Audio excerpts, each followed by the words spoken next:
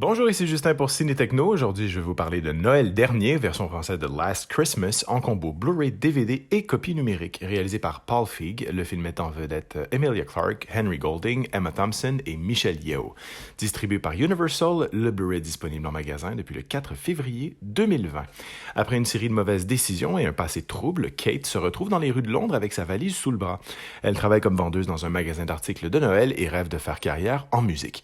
Mais un jour, son chemin croise celui de Tom, un jeune homme mystérieux qui semble voir au-delà de l'image de jeune femme désabusée qu'elle projette.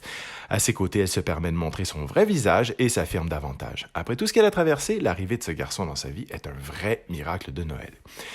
Véritable ruée vers la familiarité et le sentimentalisme, Last Christmas peut se voir comme l'album de Noël sur pellicule de son réalisateur Paul Feig, un habitué du genre des comédies, et c'est un film qui capitalise aussi bien toutes nos démangeaisons cinématographiques que toutes ces petites choses qui nous réchauffent le cœur et nous mettent la larme à l'œil. Une comédie qui ne sera décemment pas celle à laquelle on pense en premier dans sa filmographie, plus ou moins, surtout plus accomplie, mais on pourrait pourtant revisionner sans rechigner chaque année au moment où décembre pointe le bout de son nez.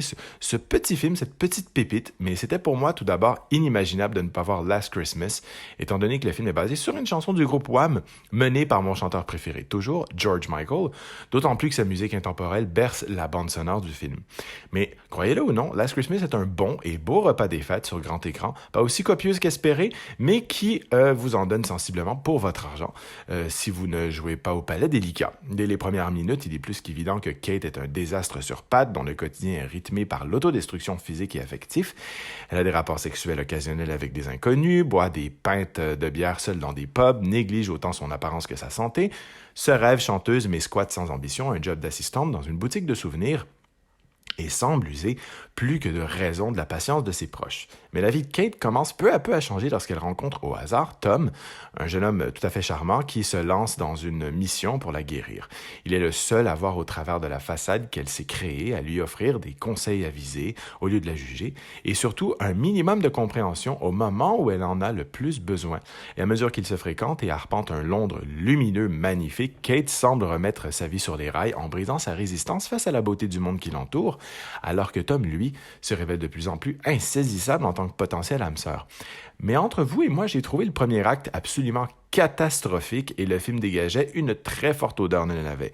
Mais le deuxième acte se pointe le bout du nez, étirant tout du long la crédulité et la crédibilité de l'histoire de Kate jusqu'à une révélation finale qui en laissera sans doute plus d'un sur le carreau, jouant pleinement de l'alchimie un peu balbutiante au début, certes, mais attachante par la suite, du couple Emilia Clarke et Henry Golding. Et Last Christmas épouse savoureusement toutes les codes du film de Noël tout en cherchant constamment à être plus qu'une simple comédie romantique festive, ce qui mérite vraiment beaucoup de respect, traitant avec fougue plus d'une pluie de thèmes rares dans le genre, mais cruellement d'actualité, comme par exemple les conséquences douloureuses du Brexit, la réalité du quotidien des sans-abri, la xénophobie, la peur qui hante le quotidien des communautés des réfugiés et les liens de plus en plus fragiles des relations familiales à une époque de l'année où ils doivent être pourtant plus solides que jamais. Donc, tout n'est pas forcément traité avec subtilité, certes, et souvent relié au catalogue musical de George Michael, dont l'hommage est ici plus que sincère, même si toutes les chansons ne s'emboîtent pas forcément à chaque situation choisie, à part quelques exceptions près où la magie opère bel et bien, en particulier celle de la chanson qui a inspiré le film, mais la volonté louable et admirable de voir plus loin que son simple statut de sucrerie hivernale place le dernier long-métrage de Paul Feig une bonne coudée au-dessus d'une bonne majorité de ses concurrents.